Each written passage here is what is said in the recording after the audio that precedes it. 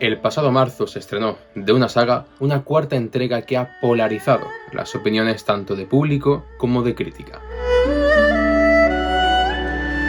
Comenzando en 2008, a partir de Kung Fu Panda, esta saga ha cosechado tanto éxitos comerciales como buena crítica a lo largo de los años, gracias fundamentalmente a su guión, hasta incluso situarse como una de las mejores trilogías del cine. Sin embargo, el estreno de la reciente cuarta entrega de esta saga ha dejado al público, a buena parte del público, decepcionado, quienes señalan una serie de errores que son impropios de estas películas.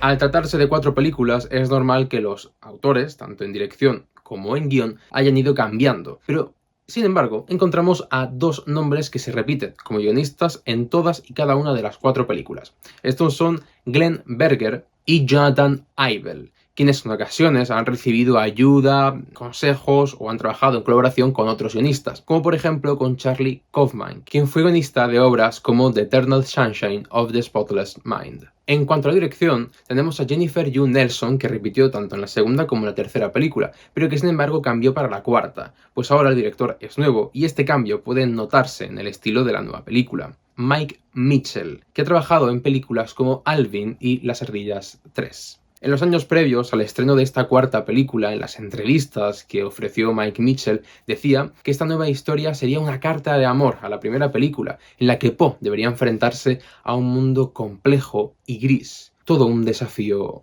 moral.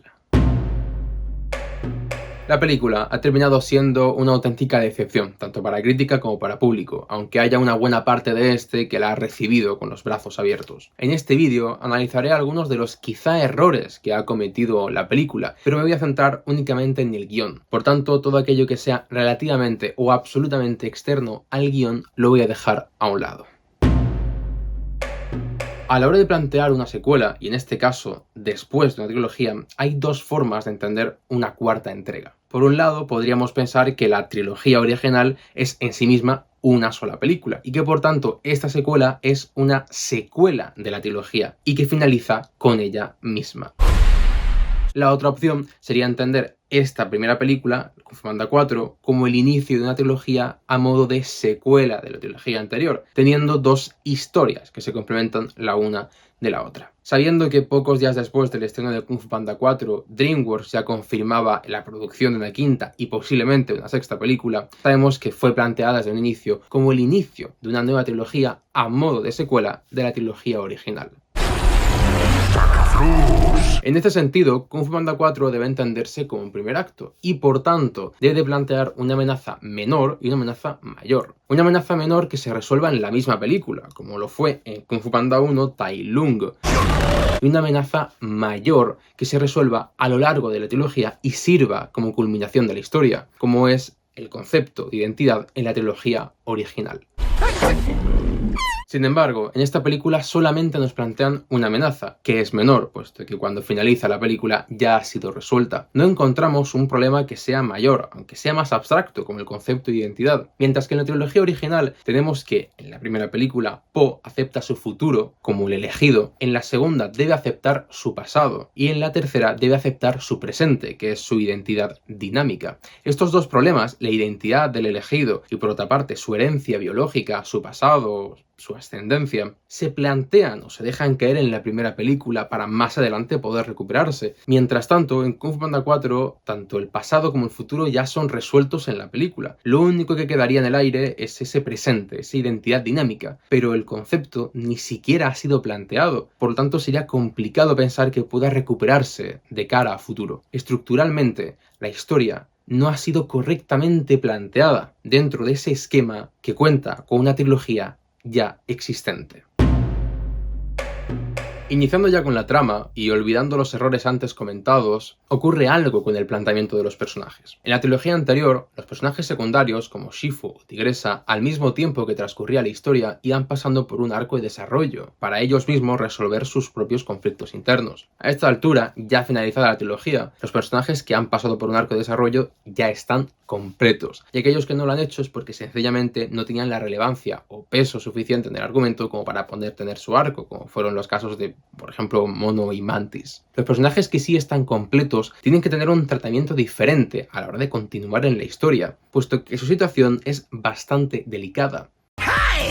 A fin de cuentas, estamos insertando inmovilidad en el movimiento. Es como si quisiéramos remover las aguas del río con un molino, cuando en realidad lo que tendríamos que hacer es lo contrario, pues es el río el que tiene que mover el molino. Son los personajes los que tienen que dejarse mover por el conflicto, y no ellos decidir el conflicto. Aunque el empleo de personajes completos no es necesariamente un error. Un ejemplo efectivo o realmente adecuado de estos personajes podemos encontrarlo en los extensos shonen japoneses, los cuales, debido a su extensión, que no se divide en temporadas o en capítulos, sino más bien en arcos argumentales irregulares, acaban teniendo personajes secundarios que para mitad de la historia ya han sido desarrollados, pero que permanecen allí, o bien como símbolos, o bien como parte de un colectivo, o como un instrumento a utilizar en momentos determinados y adecuados. Ejemplos efectivos son Red Riot o Shaun Frost, aunque también tenemos ejemplos que terminan por dinamitar la historia porque se desarrollaron quizás antes de tiempo o que no se sincronizaron del todo con los ritmos de la historia principal, como es el caso de Rock Lee.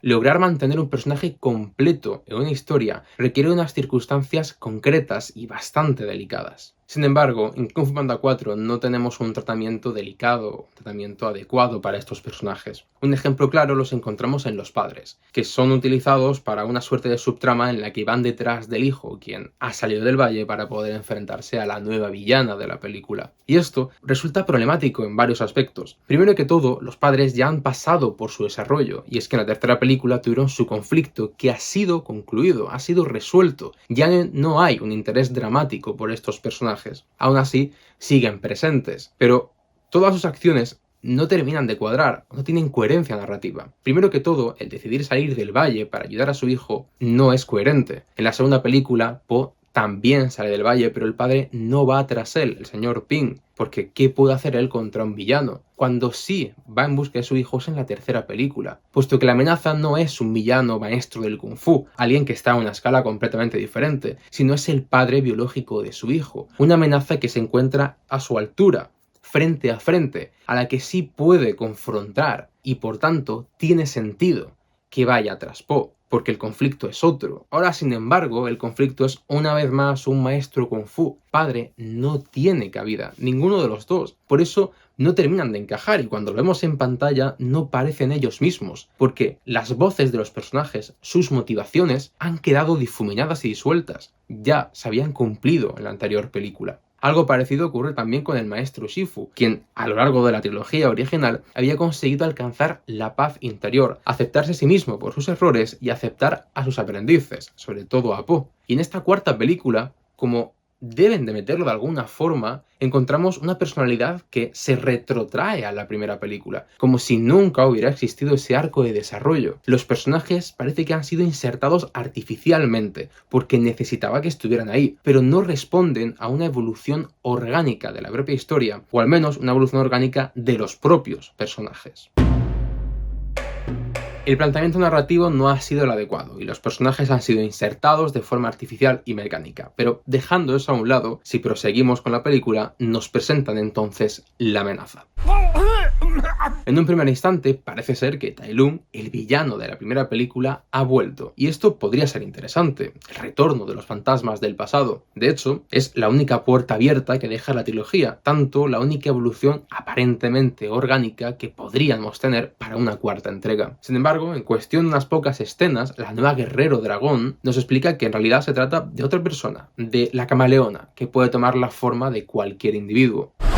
Si en un primer momento parecía que el villano era Tai Lung y por tanto teníamos una amenaza tangible, pues ya conocemos su peligro, la amenaza que representa, ahora es otra persona completamente diferente, la cual desconocemos. No conocemos cuáles son sus habilidades intelectuales o físicas y por tanto el nivel de amenaza, la sensación de peligro del público se restablece en cero, porque no conocemos la amenaza real y esto se mantiene así hasta el final de la película, hasta la batalla final. Hasta ese punto no hay una amenaza, no hay una dificultad, no hay un agente externo que esté dinamitando el camino del protagonista y por tanto no hay sensación de peligro y la historia se hace absolutamente plana. El planteamiento desacertado, los personajes forzados, la amenaza inexistente. Pero, ¿qué ocurre entonces con el motor de la trama? Pues al igual que ocurría en la primera película, en la que el maestro Oogway debía encontrar a un guerrero dragón, a el elegido, Poe debe encontrar ahora a su sucesor, a un nuevo guerrero dragón, dejando a un lado que el hecho de que Shifu, por algún motivo sin explicar, de repente esté obligando a Poe a encontrar un sucesor, dejando a un lado eso, no hay realmente una coherencia narrativa en la decisión de que haya un nuevo elegido.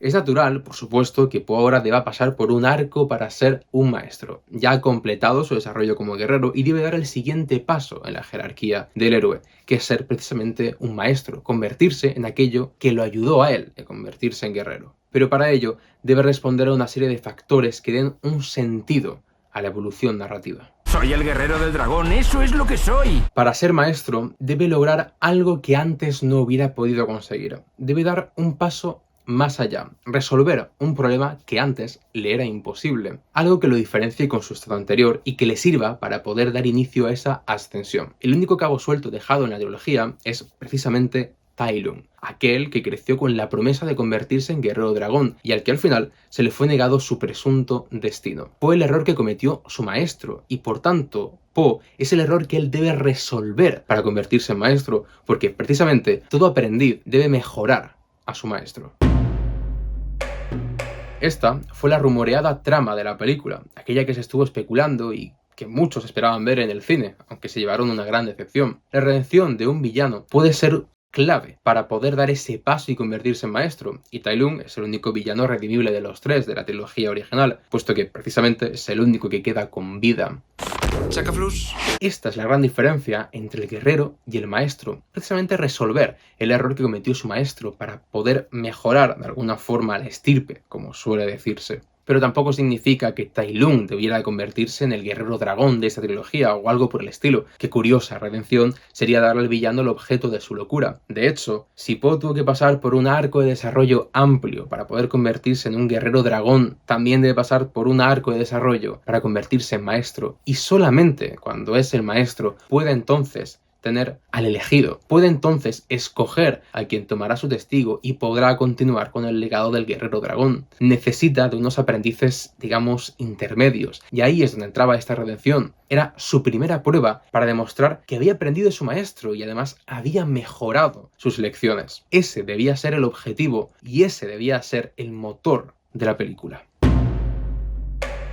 Sería interesante teorizar y especular acerca de una historia que siguiera estas líneas argumentales, pero el objetivo de este vídeo no es sino el identificar algunos, que no todos, los errores de la película. El planteamiento narrativo no ha sido el adecuado, los personajes no funcionan, el motor no tiene sentido y la amenaza no tiene presencia. El resto de errores que podamos encontrar son, al final, las dinámicas resultantes de esta serie de factores y de agentes que establecen las reglas básicas y los pilares de la propia película. A pesar de que nosotros con la creatividad y con los sueños demos vida a las historias, estas son casi como seres vivos, que precisan de una lógica biológica para tener unas bases y más adelante desarrollan sus propias emociones y sus propias ideas. Siguen una evolución orgánica, poseen una coherencia interna, una ficticia naturalidad que si quebrantamos por nuestros personales intereses, terminamos por distorsionar las formas y confundir los colores. Porque una vez que hemos establecido el inicio de una historia, es ella quien decide cómo continuar.